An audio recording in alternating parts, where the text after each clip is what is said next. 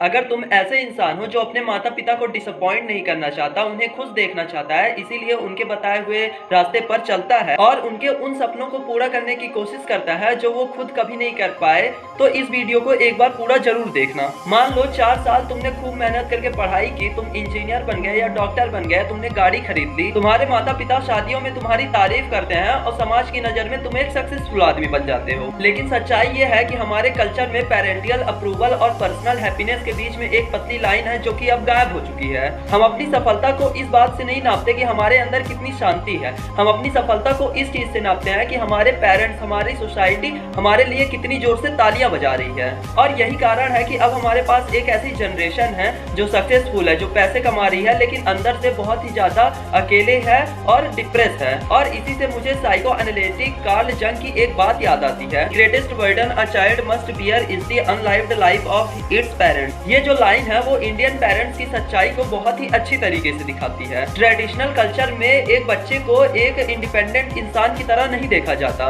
बल्कि उन्हें देखा जाता है एक इन्वेस्टमेंट की तरह। वो बच्चे सिर्फ माता पिता के अधूरे सपने और समाज से चाही हुई इज्जत का एक जरिया बन जाते हैं। इस बात को समझने की कोशिश करना कि जब सोसाइटी तुमसे एक सेफ करियर जैसे कि डॉक्टर या इंजीनियर बनने को कहती है, तो इसकी वजह ये नहीं है कि वो तुम्हारे पैशन की परवाह करते हैं, बल्कि इसकी असली वजह ये है कि ये टाइटल्स तुम्हारे शादी के बायोडेटा में बहुत अच्छे लगते हैं। परिवार इसे फर्ज का नाम देता है, लेकिन साइकोलॉजी में इसका मतलब होता है इन्वेस्टमेंट। इसका मतलब है कि तुम्हारी जिंदगी तुम्हारे माता पिता की जिंदगी में उलझ जाती है। तुम्हें लगता है कि तुम अपनी बनाई हुई जिंदगी में चल रहे हो, लेकिन तुम उनकी अधूरी कहानी को पूरा कर रहे हो। एक बार सोच के देखो, तुम अपने असली डिजायर्स, वो कला जो तुम बनाना चाहते थे, वो बिजनेस जो तुम बनाना चाहते थे, वो इंसान जिसे तुम प्यार करना चाहते थे, वो सारी चीजें तुम छोड़ देते हो सिर्फ इसलिए जिससे तुम्हारा रिज्यूमे लोगों को अच्छा लगे। पता है, तुम अपने रियल हैप्पीनेस को इस चीज के साथ कंफ्यूज कर लेते हो कि तुम्हारे माता पिता खुश हैं और वो तुम्हें डांट नहीं रहे हैं। लेकिन इसका सोल्यूशन क्या है, इस बात को समझने की कोशिश करना। अपने जिंदगी को सच में जीने के लिए अपने माता पिता को डिसअपॉइंट करने की हिम्मत तुम्हें रखनी होगी। तुम्हें इस बात को मानना पड़ेगा